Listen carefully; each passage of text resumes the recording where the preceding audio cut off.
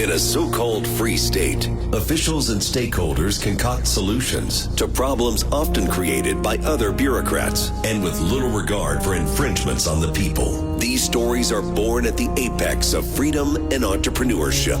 We foolishly advocate for the taxpayer. Brian's Beat presents Freedom Fools.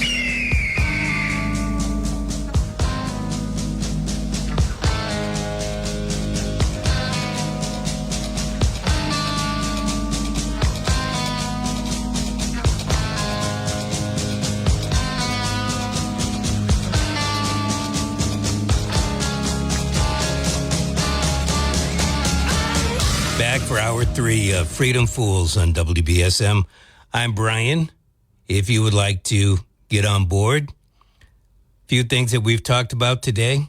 Well, I'll get into one of them in just a bit. But we have also talked a little bit about tariffs.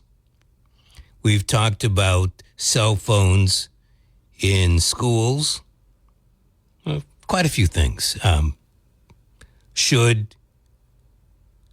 a bill in the legislature become law, such as that would forbid teachers from having sex with students that are even 16 and 17 years old? What about students that are 18 years old? The Brian's Beat quote of the day: "The nation which can prefer disgrace to danger is prepared for a master and deserves one." Alexander Hamilton. So breaking that down, the nation which can prefer disgrace to danger. As you look at the United States, are we preferring disgrace to danger? Look at it on different levels. Whether you're thinking immigration, the economy, Republicans, Democrats, even locally. The nation which can prefer disgrace to danger is prepared for a master and deserves one.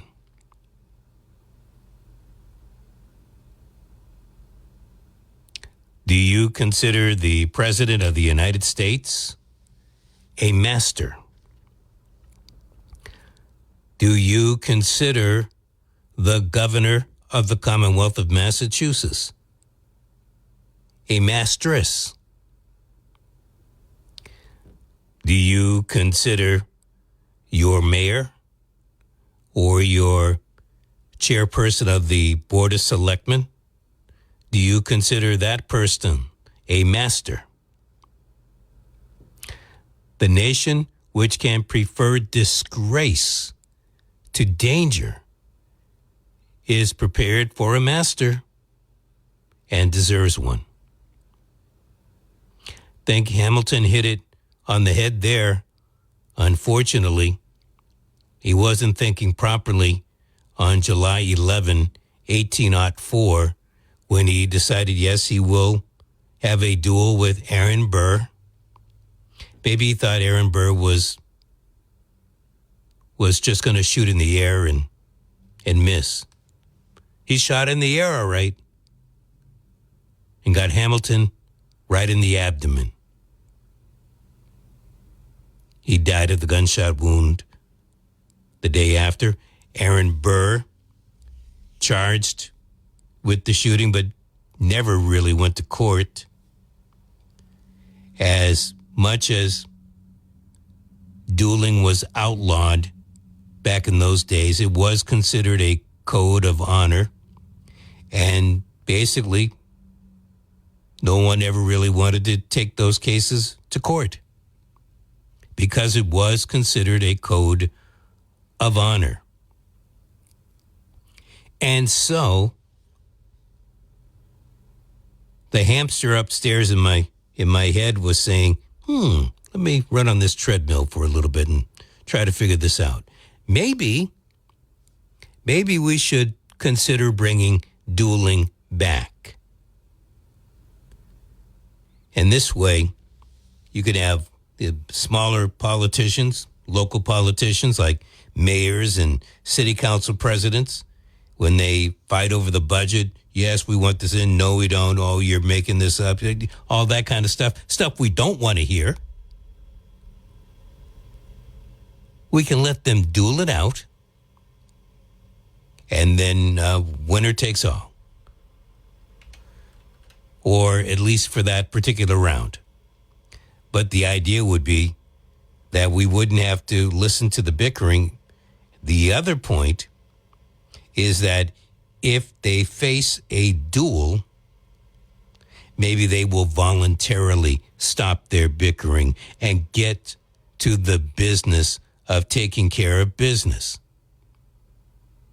Same thing with our larger politicians.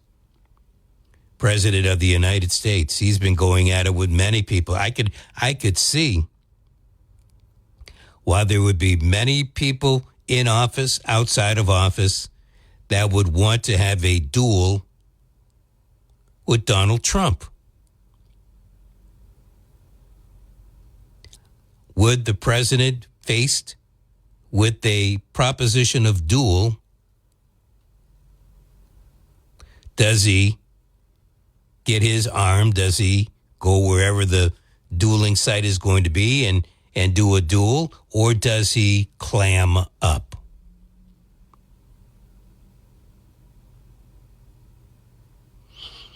Benjamin Netanyahu, big in the news, does a lot of talking, throws allegations out there without anything to back it up. How about if Hamas, or let's leave Hamas out for the second. How about the Lebanese? How about if the Lebanese challenge him to a duel? Stop bombing our country. We're not at war with you again. What would Netanyahu do faced with a duel? Or, look, he can turn around and challenge somebody else, and how would that other person react to being in a duel situation with Bibi?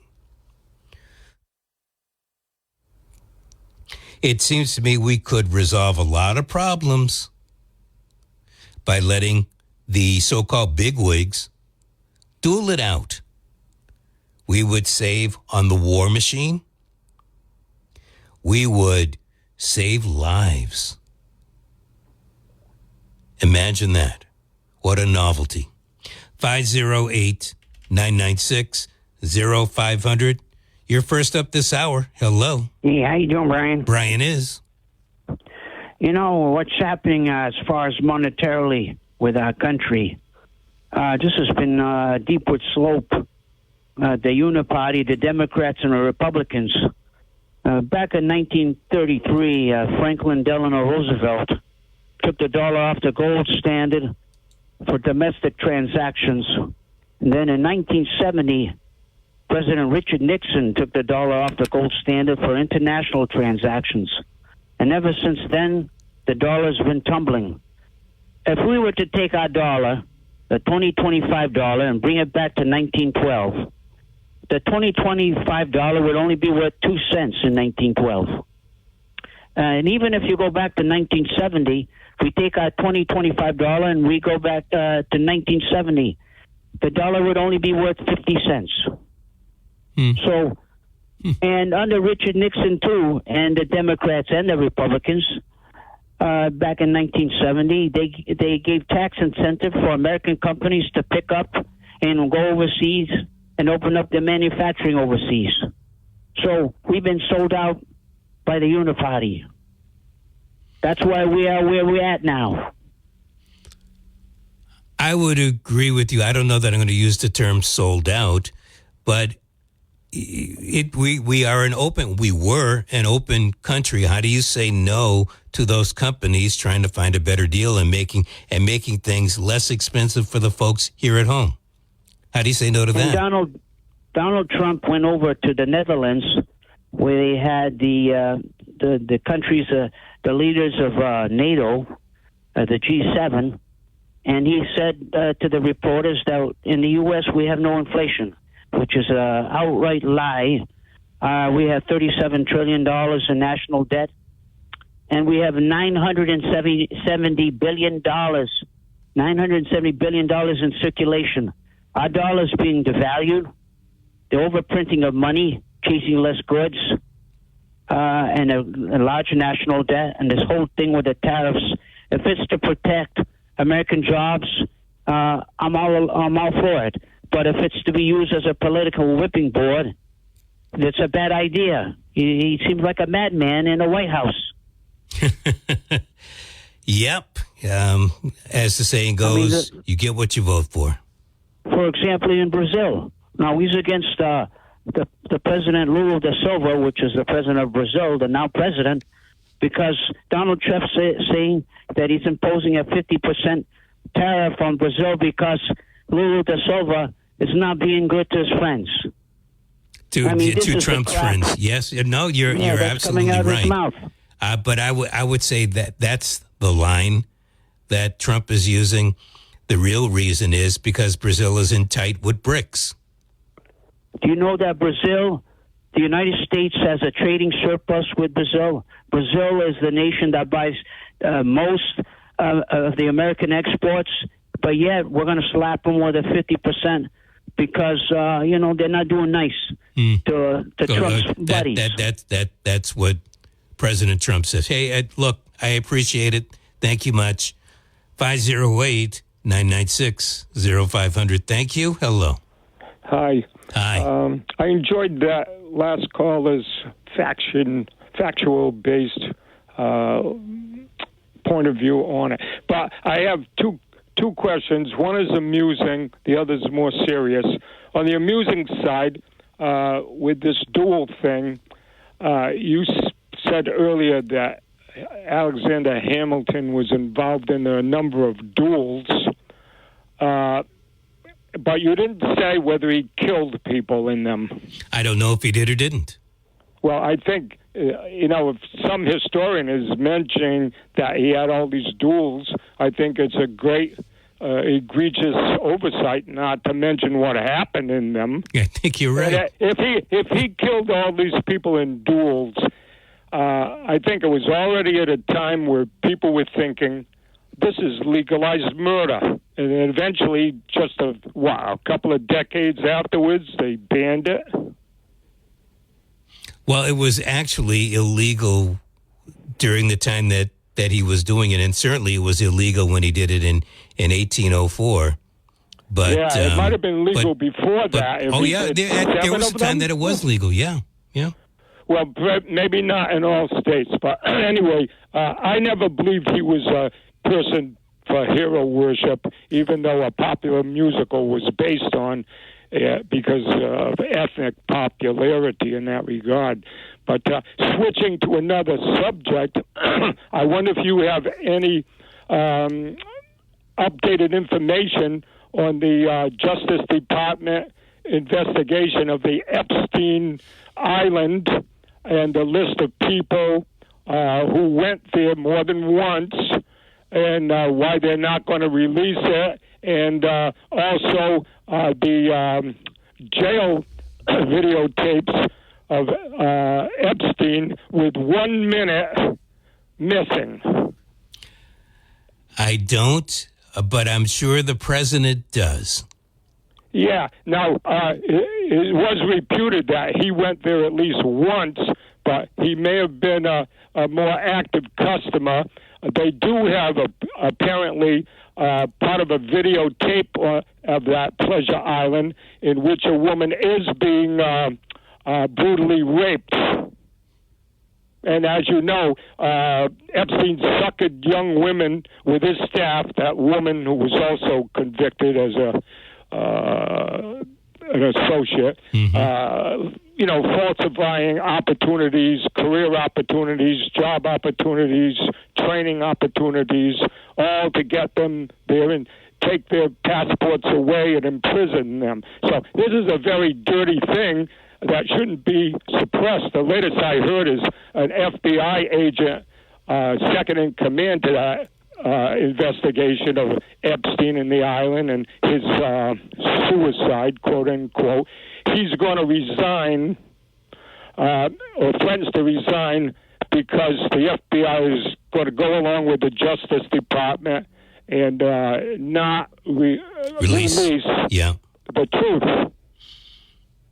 It may involve that Trump himself was a constant visitor to the island. So I don't know if he was or wasn't. And I don't want to just pin, because I'm not crazy about the guy. I don't want to be pinning stuff on somebody just because of that. Should there be openness in law enforcement? Yes, of course there should be. Please don't get me wrong. Two different things. It stinks. It smells of a cover-up. It smells like the mackerel down in the ocean. Now, maybe we should add to your humorous, modest proposal, and I heard you were an English major. How about trial by ordeal, where, they attach a cement block to you and throw you in the swimming pool. If you sink, you are guilty. If you don't sink, you're innocent. They're going to put a cement block to somebody and throw them in. And if you sink... That's what they did in medieval times. They attached stones to people who were accused of things and witchcraft and other crimes. I'd rather do the duel. Throw them in a river with a stone, heavy stone. I'll take my chance with the duel. Say again? I will take my chance with the dueling. Well, give the dueler option that he could go by trial by ordeal and see what happens. But anyway, thanks for the humorous Mark Twain twist on it. Well, thank you. I appreciate the call.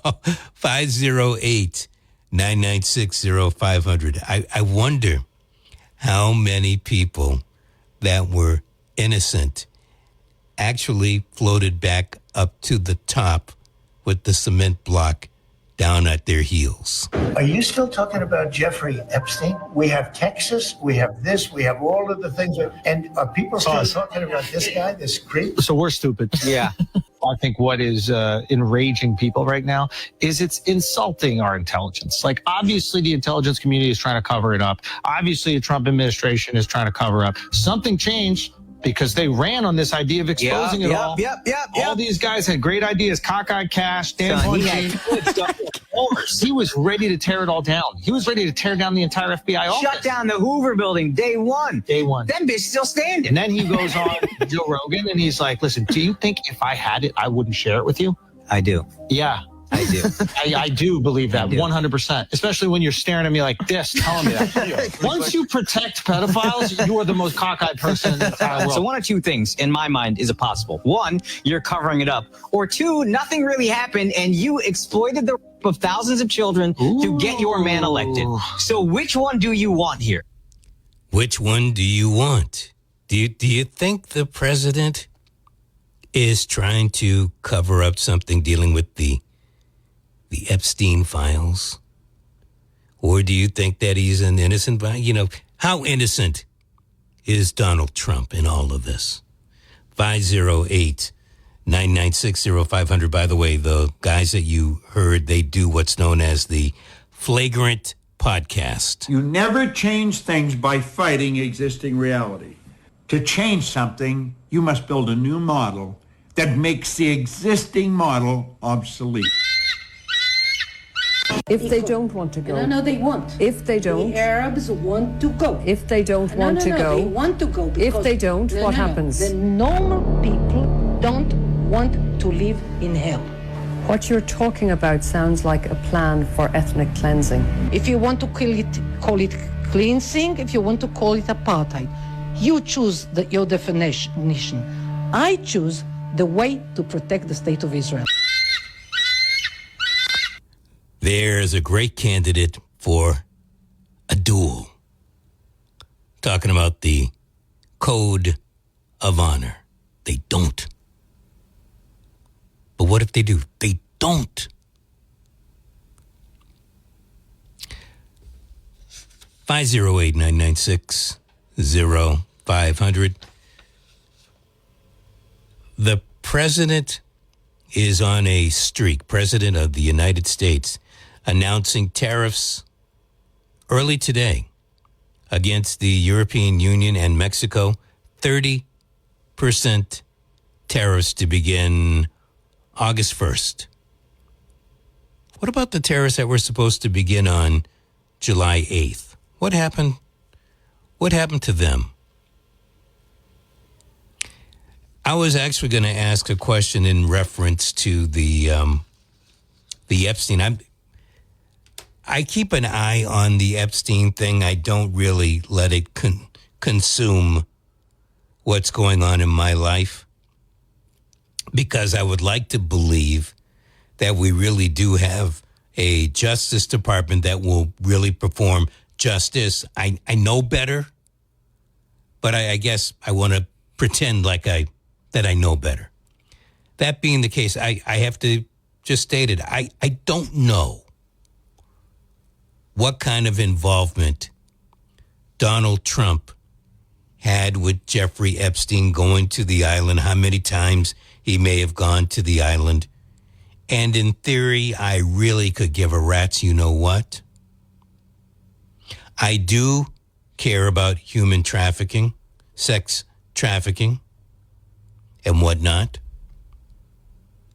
But part of me is saying, is the president throwing up the roadblock at this particular time because of everything else that's going on?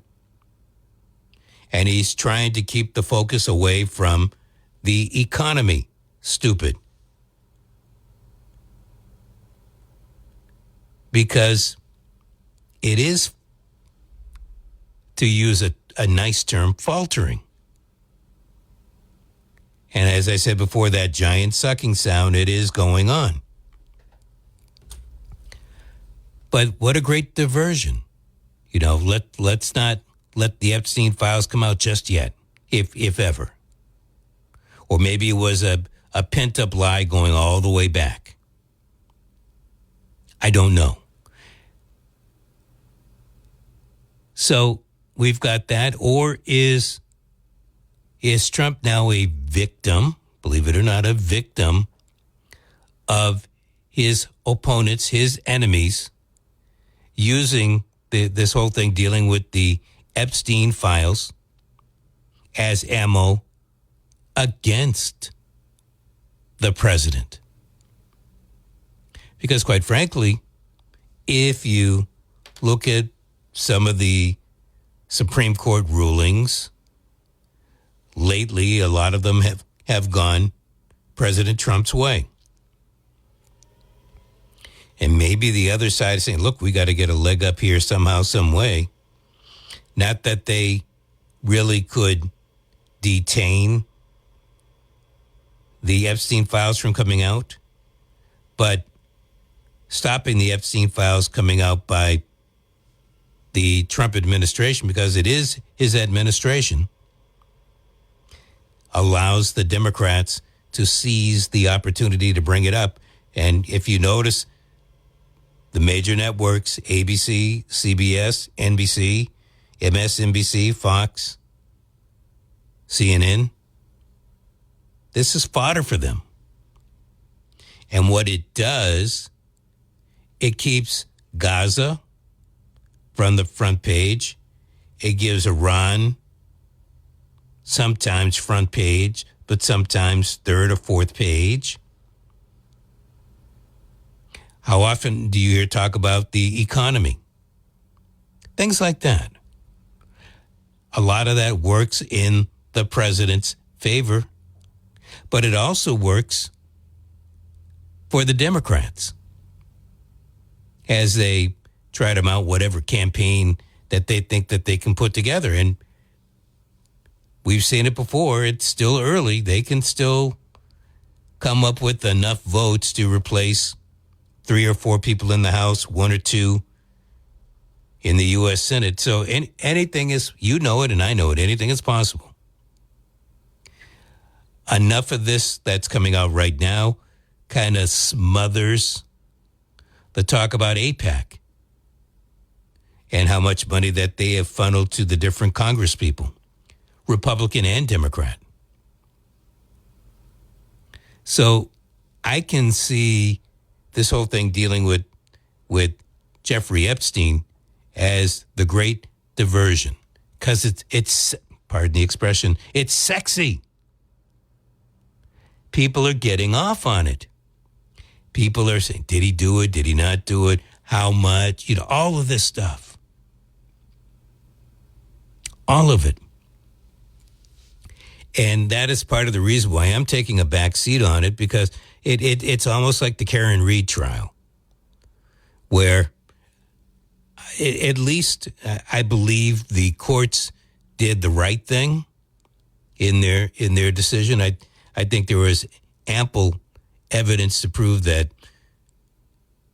Karen Reed was driving while intoxicated,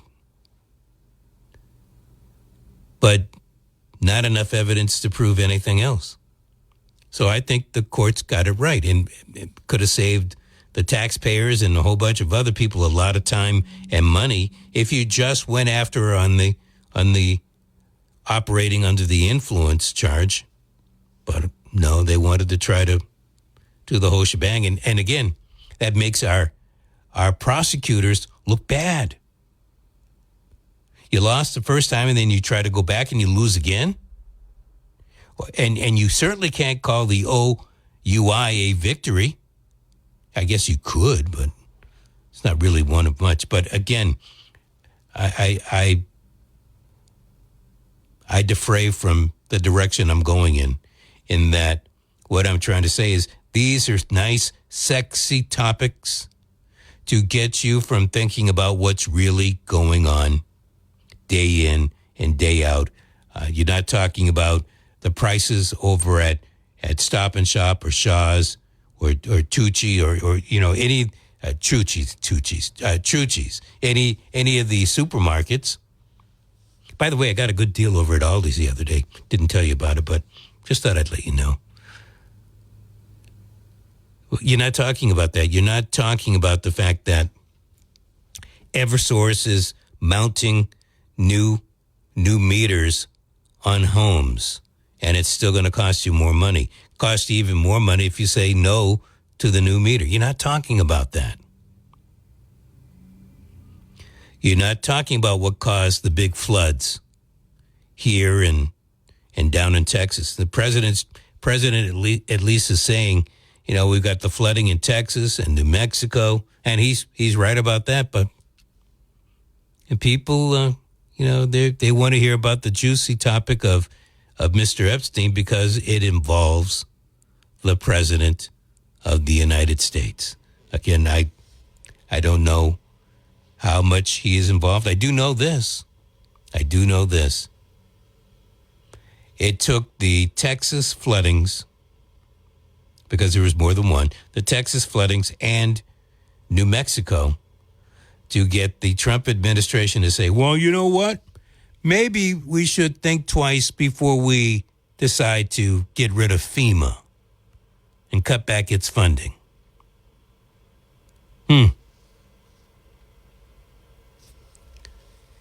Good idea, Mr. President. At least at this particular time, you look like you're on the ball by making such a astute decision. But now the tariffs. 30% tariff on Mexico, and Canada got hit with tariffs. And the reason, did you hear this one? Apparently, 1% of the fentanyl coming into the United States, and I don't know who's using the measuring stick with this, but they know 1% of the fentanyl coming into the United States comes across the Canadian border. Now, I don't know how much 1% is. My guess is we're talking a few pounds, a few kilos. I don't Don't know exactly how much that is. But if it's 1% and you're going to try to hit them up on more tariffs because only 1% is coming in to the country. And as we can see, the Canadians have fought back. They fought back even before this latest tariff hit. And our farmers and some of our machine companies are getting pounded.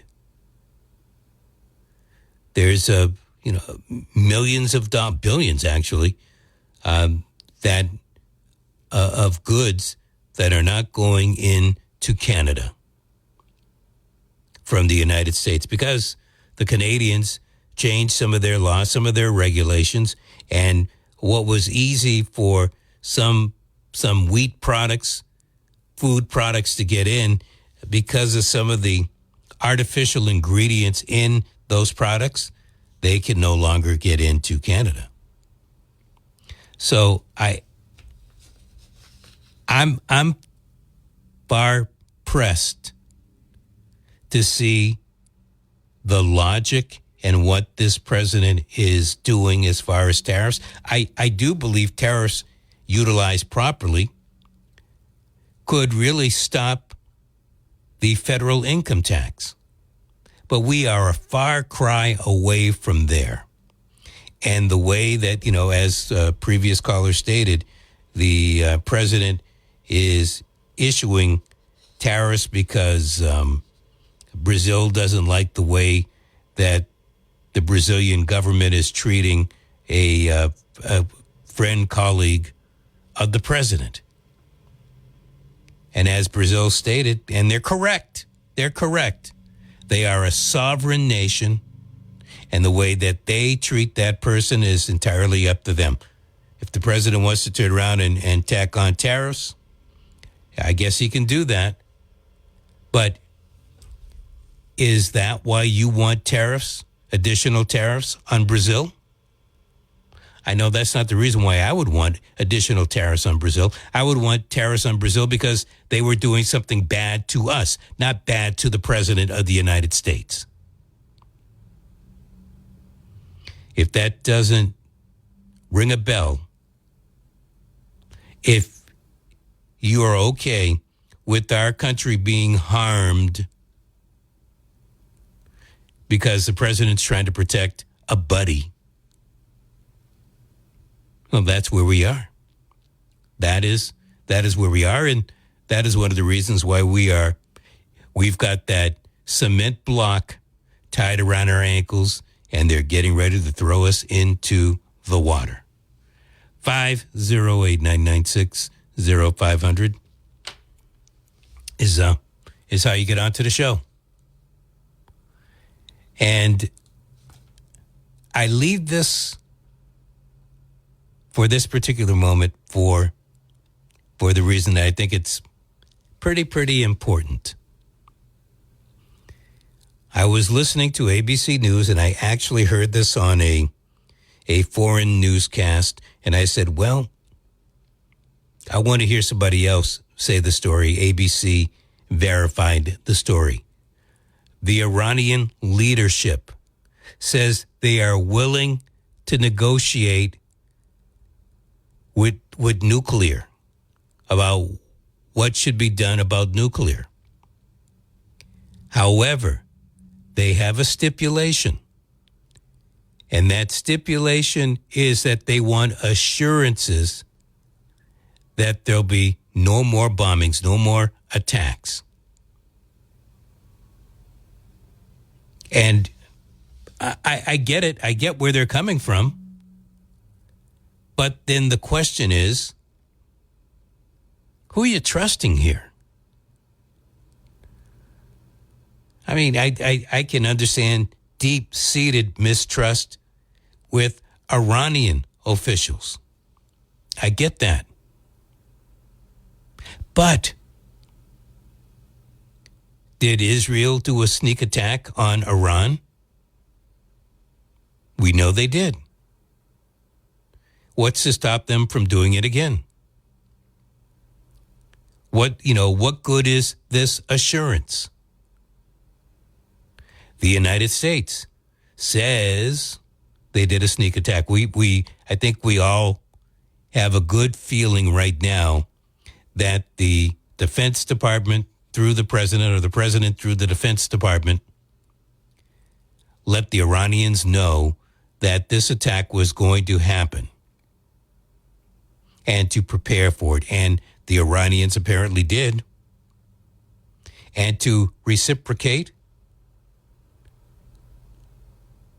the Iranians let the United States know that we were going to attack one of their bases. So you might want to get your men and important equipment away. So would that be the quid pro quo type of thing? But the question is, the Iranians want assurances if they're going to negotiate about nuclear. And I'm not sure how that negotiation is going to end up, but they want assurances that there will be no more attacks. Would you believe the word of this president of the United States and that prime minister of Israel?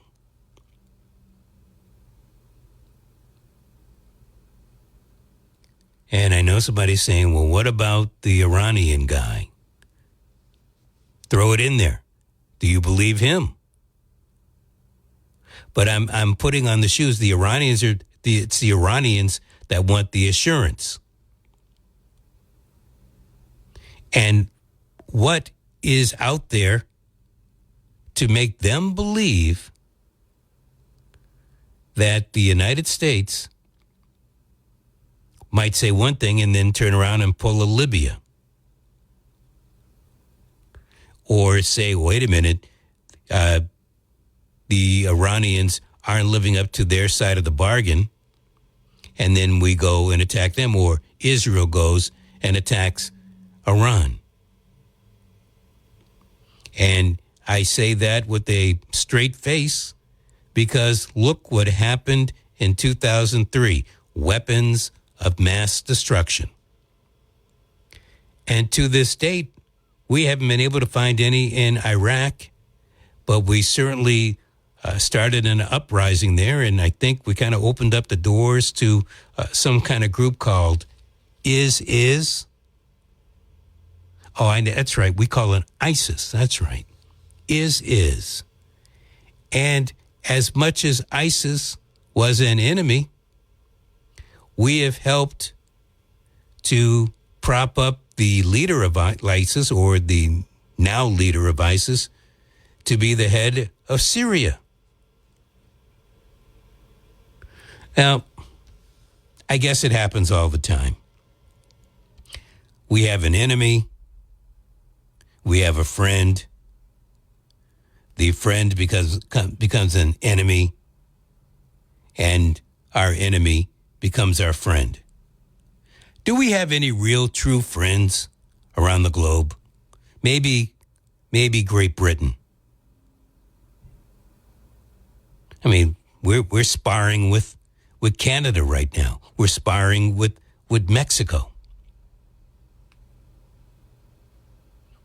What kind of friends do we really have in the Middle East besides Israel? And then, as I think of Israel, isn't that the country that bombed the USS Liberty, 1967? And they remain our friends. Japan bombed Pearl Harbor. We nuked Japan. We're all friends now. Even Korea. Korea was our friend against Japan. Then the North Koreans turned communist, and all of a sudden we had to use the UN to try to fight communism on the Korean Peninsula. Who are our true friends? This is a question that that baffles yours truly because, quite frankly, it's very difficult to figure out. And if I can't figure it out and you can't figure it out, it's like we've got our thumb up our you-know-what, and things aren't getting any better. And so we believe, whether it's propaganda or goose's gander, whatever the case, we just kind of slop it up. Could be misinformation, it could be disinformation, or it could be the truth. Nobody really knows for sure. So I think if I can bring this full circle, I think our first Secretary of the Treasury had it absolutely correct. The nation, which can prefer disgrace to danger, is prepared for a master and deserves one. Liberty, once lost, is lost forever. Are you still talking about Jeffrey Epstein? We have Texas, we have this, we have all of the things. And are people still talking about this guy, this creep? So we're stupid. Yeah. I think what is enraging people right now is it's insulting our intelligence. Like, obviously, the intelligence community is trying to cover it up. Obviously, the Trump administration is trying to cover up. Something changed because they ran on this idea of exposing it all. All these guys had great ideas. Cockeyed Cash, Dan Bundy. He was ready to tear it all down. He was ready to tear down the entire FBI office. Shut down the Hoover building day one. Them bitches still standing. And then he goes on Joe Rogan and he's like, listen, do you think if I had it, I wouldn't share it with you? I do. Yeah. I do. I do believe that 100%, especially when you're staring at me like this, telling me that. Once you protect pedophiles, you are the most cockeyed person in the entire world. So one of two things, in my mind, is possible. One, you're covering it up. Or two, nothing really happened and you exploited the rape of thousands of children to get your man elected. So which one do you want here? Wow. The flagrant podcast. Whew. Those guys went down and dirty with that one. Quite frankly, I don't know which one to believe. I'm hard-pressed to believe this president about anything that he says or does, and he seems to change his mind often. But I'm not going to just damn him and say he's guilty. I don't know, and I guess I want to know just a little bit, but I don't want to be diverted from some of the other things that are going on. Cell phones in schools. I think we had a caller earlier who encapsulates exactly how I feel, and that, let the kids keep those phones. And if they do something like use that phone inappropriately, I want to add, then you confiscate it for the day. Maybe you have to write a note, let them take it on, they take it out again, then they lose it for a week. Now, I think the parents might have a beef with that, but wait a minute. The kid used that phone on school property improperly. So, look, I can agree with that. I also think that school committees can indeed make up their own rules about how they want to do it. If they don't want kids to have the phones, that's what they did. We don't need, what I don't want is to have the great and general court, the state representatives and the state senators come up with some type of law dealing with cell phone use in K through 12 schools. I don't think it's necessary to get them involved. And there are other things to worry about. Instead of worrying about cell phones, why don't you try to change the law about people who can come in from out of the state and then take part in the state's welfare system? Do something about that. That's something that you have the power to do something about. So damn it, do something about it. Instead of worrying about stuff that superintendents of schools and school committees can handle. 74 in Tiverton, 76 in Mattapoisett, 76 in New Bedford. I'm Brian. I'll be back for Barry on Monday and then myself on Monday night. Adios. Sometimes I think I'll settle down, but I know I'd hunger to be free. Roving's the only life for me. Adrift in the world is my friend.